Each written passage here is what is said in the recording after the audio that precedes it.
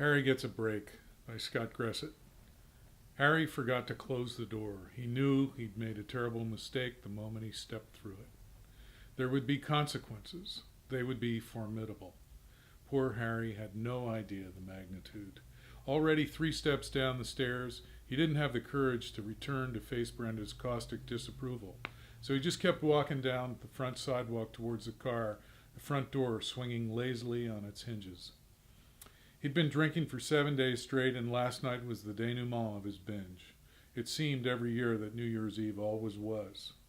As if scripted in hell, Skippy came roaring out of the open door, escaping across the front yard and into the street, yapping incessantly, spinning and twirling. His lip was curled up and back, sneering pure hatred at Harry. As the little bastard flew by, he turned his head toward Harry for a fraction of a second, his black eyes jetting evil directly into Harry's brain. He was a conduit of all things black and terrible, sent straight from hell to torture Harry. Damocles' sword dangling tenuously over his relationship with Brenda. Harry sighed and died just a little bit more. His sphincter was always in a knot, agonizing under Brenda's incessant scowl of disapproval. But the visceral and unnerving effect that Skippy's deranged barking and satanic countenance had on him was unbearable, maddening. "Oh, thank you, loser!" Brenda screamed at him, appearing from the open door. "If a hair on Skippy's head is harmed, I'll kill you, you worthless bastard!" Harry stopped in his tracks, suddenly calm, transcended from his body, and imagined Brenda pinned to the front door, 20-penny nails through her palms and feet, as Christ at Golgotha.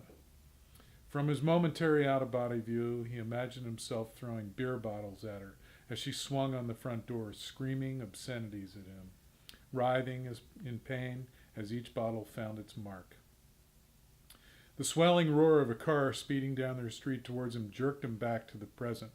An old Buick 88 from the late 70s was loaded with teenagers, laughing and yelling, death metal blaring on their stereo, all broadcasting out the windows at full fury. Skippy jerked towards the noise, detouring from his escape route, and ran from the neighbor's yard straight for the front tires of the speeding car, maniacally lunging at the rubber, trying to bite the spinning black target. Brenda screamed, wailing for the hellish canine to come, Skippy, no, Skippy, no!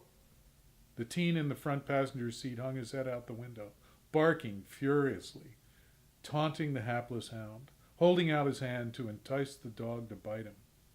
Unfortunately, Skippy didn't see the Jack Daniels bottle poised in the kid's left hand. As the car sped by, Harry calmly took all this in at close range. He knew the outcome to the story before it unfolded.